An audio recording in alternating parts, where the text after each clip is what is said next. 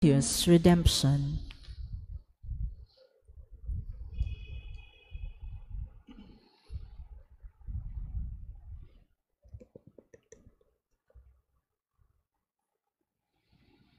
The Lord be with you. And with your spirit. A reading from the Holy Gospel according to Saint Luke. Glory to you, O Lord.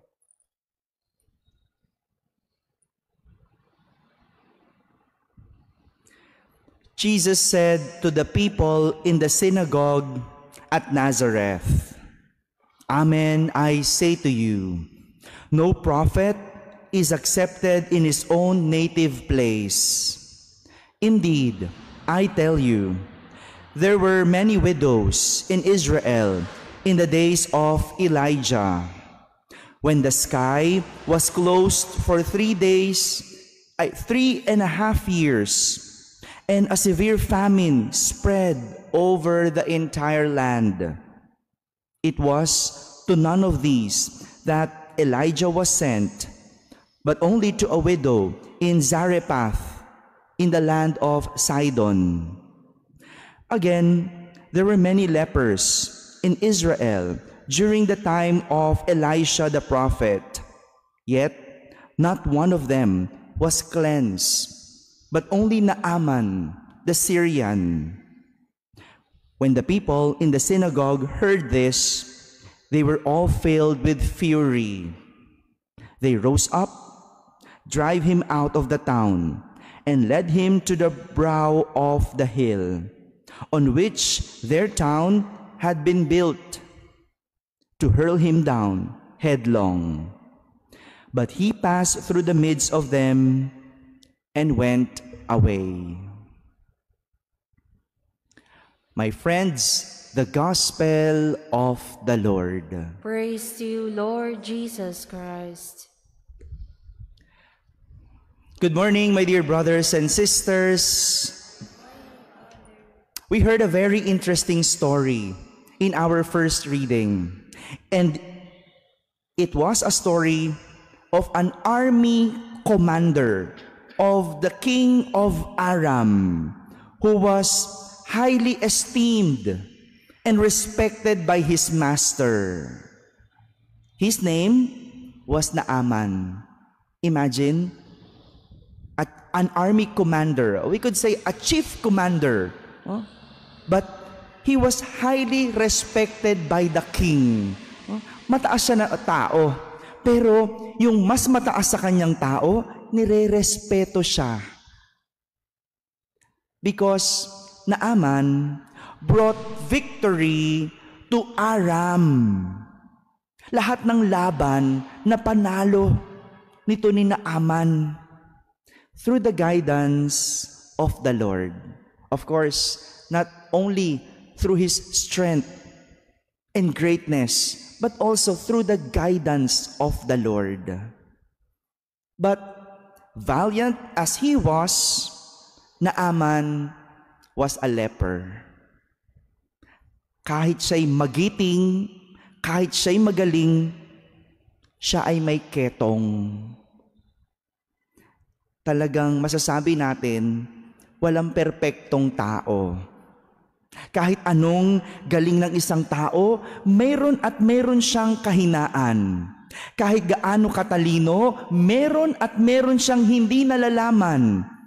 Gaya ni Naaman, magaling, malakas, magiting, ngunit siya ay may kapintasan. And this is the reason for his search for healing. Naghanap siya ng makapagpapagaling sa kanya. And he looked for someone who would help him renew himself. And he found it through the words of Prophet Elisha, who told him, "Go and wash 7 times in Jordan, and his flesh will be healed, and he will be clean." Kailangan niyang lumubog ng 7 beses para siya ay gumaling at mapanibago. At first, Naaman hesitated because he could not believe how the Jordan River is the answer to his healing. Alam niyo po ba, ang Jordan River, ang dumi-duming ilog nun. Maputik, mabaho. Well, I cannot compare it to Ilog Pasig because they're different. Iba naman Ilog Pasig eh. Parang duming basura yung Ilog Pasig eh. May mga dumi ng tao. But this is how I could describe Jordan River. When we were in Holy Land, nung nagbaptize ako doon, we had a renewal of baptism. Yung mga lumublob, mga nilublob ko sa Jordan River, nung hindi nagbanlaw ng maigi, sa bus, amoy pa rin. Maputik, color brown, sa ibang parte color green. And considering this happened many years ago, 1,000 years ago, ganun na pala ang Jordan River noon pa. Maputik, madumi, mabaho. And that is why Naaman cannot believe. May ketong ka na nga, sugat-sugat ang katawan mo, lulublob ka sa madumi, sa maputik, sa mabaho. Naaman only saw the external condition of the river, the dirt, the smell, and the mud, without him knowing what does the Jordan River mean. He was ignorant of the significance of the river in the salvation history. Yun ang hindi niya alam. Yung history behind that river. It was the river the people of Israel crossed over into the promised land of Canaan, ending their 40 years of exodus in the desert. It will also be the river of John the Baptist's ministry, and where Jesus is proclaimed the Lamb of God who takes away the sins of the world. Of course, for us, we know already the story.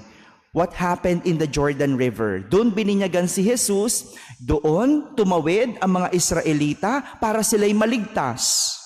But Naaman didn't know that. So what does the story of Naaman tell us? That no matter how seemingly perfect we are, like Naaman, there is still something we need to improve. That life offers a constant renewal of oneself. There are institutions, organizations, and even schools that could help us in terms of renewal or improving ourselves. Sa school, to improve your knowledge, you enroll in school. In terms of renewal and deepening our faith, the church is always and forever the means for this renewal and deepening, improving of our faith. However, renewal and improvement will only happen if we will immerse ourselves to it. If we will immerse ourselves to it. Ito madalas yung kulang sa atin. Kaya walang kaalamang nababago dahil hindi bumababad. Maaring pumapasok sa eskwelahan pero lutang. Alam niyo po yung mga lutang na estudyante, pumasok lang, hindi naman nakikinig. No? Nagdi-discuss yung teacher, yung isip lumilipad. Lutang. Kailangan mong bumabad para yung kaalaman ay may mabago at madagdagan. Kaya yung iba, nakagraduate lang. No? Bilang professional, hindi alam gagawin. Bakit? Lutang noong nag-aaral. Hindi bumabad. And same thing with our faith. To deepen our faith, you need to immerse. Kailangan mong lumubog. Huwag ka lang makisawsaw sa simbahan.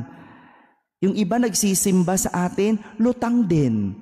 Di ba? Kaya paglabas, ano nangyari? Wala. Hindi lumalalim. Kahit araw-araw kang magsimba, kung tuwing homily tulog ka, wala. Walang mangyayari. Kasi lutang. Anong kailangan mong gawin? Bumabad. Huwag ka lang makisawsaw. Ano yung mga sawsaw? Yung nandyan lang pag birthday, nandyan lang pag may patay, nandyan lang pag may binyag, nandyan lang kapag may a-attend ng kasal, o kapag may libing.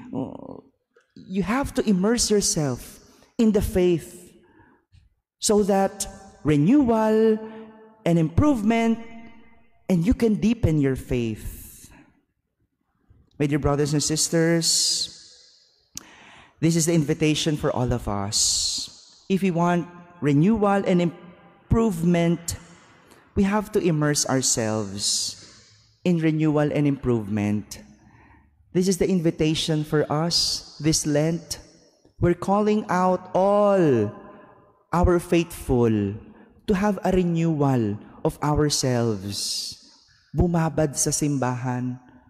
Immerse yourself in the faith so that you could deepen, improve, and change in faith.